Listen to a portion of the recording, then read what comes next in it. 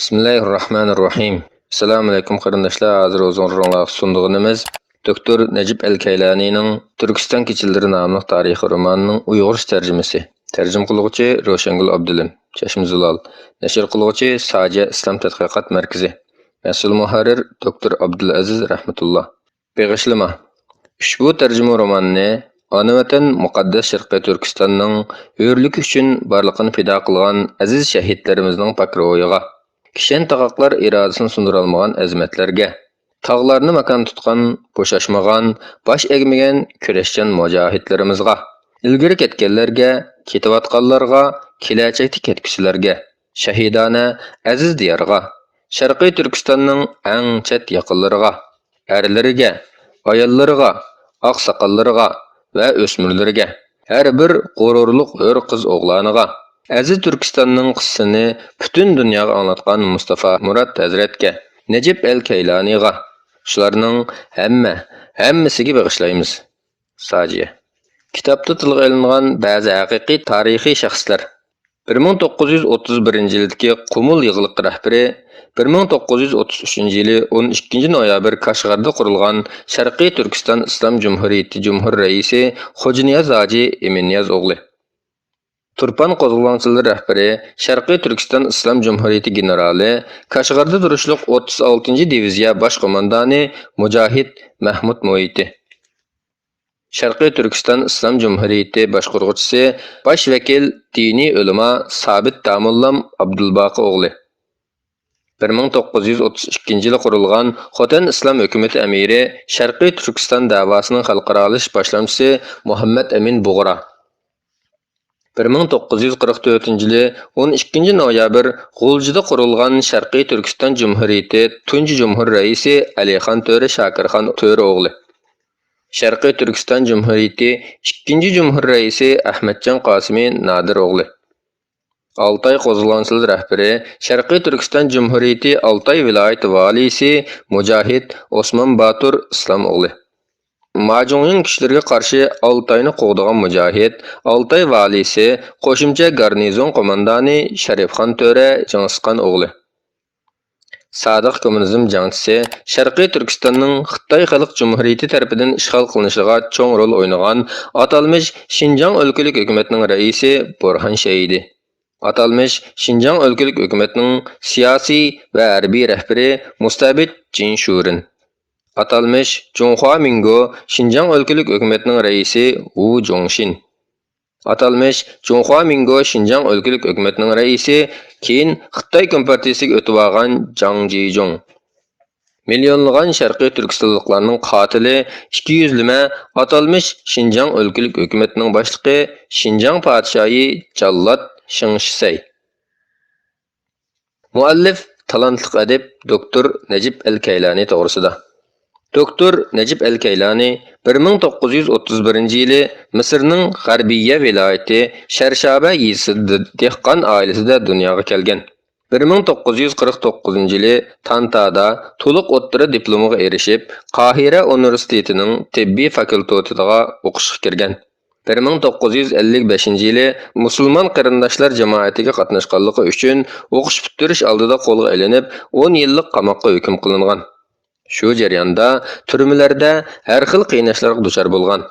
1959-yili 2 putining paylari tortishib, sog'lomligi yaxshi bo'lmasligi sababidan qo'yib berilgan. Shuningdan keyin u universitet o'qishini qayta davomlashtirib, 1960-yili tibbiy fakultetni bitirgan. O'z kasbida mashg'ulotchi doktorlik xizmati bilan birga adabiy emgaklarini e'lon qilishga boshlagan. El-Keylani 1965-yili Jamal Abdun Nasir davrida yana bir qatim turmaga tashlangan. 1967-yili 6 kun urushi mag'lubiyatidan keyin qo'yib berilgan. 1968-yili vatanidan ayrilib, Arab Birlashma Xalifaligida doktorlik kasbida davom qilgan. Keyin Sahiya sog'lomlik madaniyati bo'limining mudiri bo'lgan. Keylani 24 yillik muhojirat hayotidan keyin 1982-yili Misrga qaytgan va oxirgi kunlarini savr chidam ishida rak kasli bilan elishib o'tkazgan. 1995-yil 7-mart kuni vafot bo'lgan va ona vatani Misrda dafn qilingan.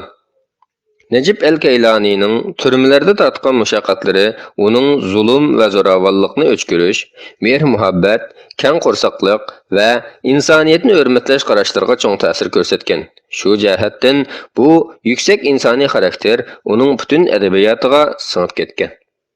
O, icadiyetlerinin mol, sərxil ve yarqıllığı cəhətdən hazırkı zaman İslamcı ediplerinin aldın qatarı turdu. O, roman, proza, şiir, obzor, fikir ideya ve tibabet sahalarida 70'ten artıq kitap yazgan bulup, yazmalarının hammasi de erkin pervaz qılğışı talantliq edip, şundaqla yaxşılıq, fazilat, keng qorsaqlıqdan ibaret insani ve İslami qimmat qarashlarga chaqirg'uchi edi. Adib Keylani din bilen fen, edebiyat arsida hiç bir to'qinish yo'q. Eğer bar deyilse, İslam'a öçmenlik qiladigan yoki İslamning keng shariatini tushunmaydigan kishilar o'ydirib chiqargan to'qinish bor. Chunki İslam fanga, adabiyotga qarshi turmaydi, balki uni targ'ib qiladi. Musulmon degan ruh va tandan iborat bo'lib, islomiy adab axloqlardan chiqib ketmasala, ruhiy va tinining arom va huzur elishini rad qilmaydi deb qaraydi. U nahayati xushbichim va kamtar bo'lib, mutabassim, illiq chiroy, salmoq, kam so'z, yiroqni ko'rar, go'zal kelajakka ishonadigan, sog'lom logika, ravon uslub qatorliqlar uning har holatida, hatto qop-qorong'u kamerlardimi, zolim jallodlarning qamchilari ostidami uningdan ayrilmaydigan sifatlar edi. Adib Keylani'mi Misrlik boshqa isil qarindoshlarga o'xshash yumoristik edi. Onun sözleri, leksiyalari ve yazmalarının hammasi humoristik edi. U özünün icadiyet hayatı hakkında mundaq deydi. Men hayatımni şairlik bilan başladım. Faqatla şiir yazatdım. Şiirlerimning ko'pinchisi siyosiy va hissiy şiirlar edi. Keyin hikoya romanga yo'tkilib, 2. Dünya urushi mezgilini va uning Misr jamiyatiga, bo'libmi Misrning yezi sahrolariga bo'lgan ta'sirini ifodalaydigan Uzun yo'l degan romanim bilan Maarif ministrligining bir musobaqasiga qatnashdim. Bu mening tunji urinib ko'rishim edi. Natijada turmada turib mukofotga erishdim. Ta'limga romandagi ismim taxallus va shifr bo'lg'achqa, romanning bir mahbusning ekanligi faqat natija e'lon qilingandan keyin oshkorlandi.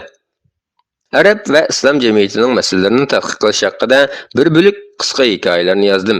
Masalan, Arzul Anbiya, payg'ambarlar zamini, Qudusda namoyon bo'lgan Umar, Turkiston kechalari, Shimol giganetlari, Jakarta qizi qatorliqlar. Ahli salib urushlari haqida va'da qilingan kun romanini, islomning tunji davri haqida Hamzaning qotil romanini yozdim. Allohning dini uchun xizmat qilish mas'uliyatini har musulmon o'zining imkoniyati, iqtidori va kuchiga beqib o'rinlaydi. Adib va shoir doktor Al-Keylani haqiqatanmi yaxshi yozuvchi edi. U o'zining adabiyotini dini uchun va dunyoning har yeridagi mazlum musulmon qarindoshlari uchun xizmat qildirgan edi. Uning hikoya romanlari, dramalari va she'r adabiyoti, hatto uning tibbiy kasbi hammasi Allohning roziligini ko'zlaydigan, islom va musulmonlarga izzat, musulmonlarning vatanlari uchun hurriyat va istiqlol talab qiladigan mushu cho'ng nishon va mushu buyuk g'oya uchun edi. Keylani İslamның fikir ideyalarini güzel yo'sinda o'ttirib qo'yib, islom tarixi va musulmonlarning realligini to'g'ri islomiy tasavvur bilan tushuntirgan utuqliq adiblardan bo'lib, bu hol xususan yosh o'g'il qizlarning, umuman butun musulmonlarning ko'ngillarida yaxshi ta'sirlarni qoldirdi.